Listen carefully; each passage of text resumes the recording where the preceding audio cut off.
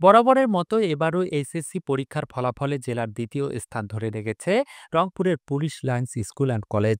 এছাড়াও দিনাজপুর বোর্ডে এবার পাশের হার ৫৭.৪৯%-এর মধ্যে ৯৮.৩৬% শিক্ষার্থী কৃতকার্য হয়েছে কলেজটি থেকে।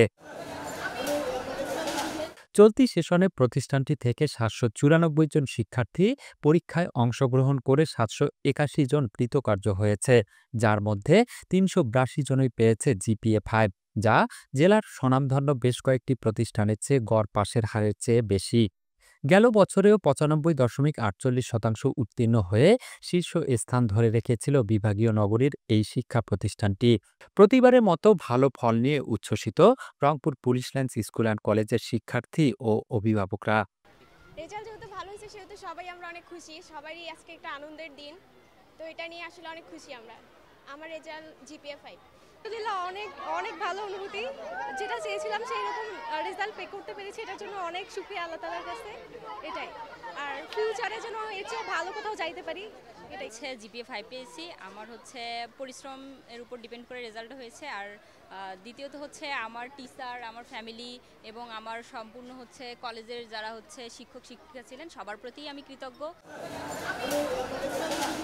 বিপ্লব পরবর্তী সময়ে শক্ত প্রশ্নপত্রের মধ্যেও ভালো ফলাফলে খুশি শিক্ষকরা। উচ্চশিক্ষায় সকলের জন্য সাফল্য কামনা করেন কলেজটির অধ্যক্ষ।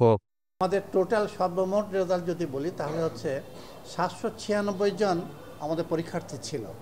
৭৯৬-এর মধ্যে জিপিএ-৫ পেয়েছে ৩৮২ জন। এটা আর্টস, সায়েন্স, কমার্স সবগুলো মিলিয়ে ৩৮২ জন। এবং আমাদের টোটাল পাশের পার্সেন্টেজ ৯৮.৩৬। বোর্ডের আপনারা হয়তো জানেন, বোর্ডে এবারে পার্সেন্টেজ 57.49%।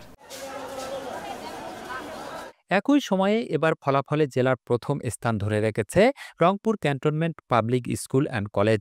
প্রতিষ্ঠানটিতে পাশের হার ৯৯.৫০%। জুলফিকার জুয়েল, ৫২ আলো, রংপুর।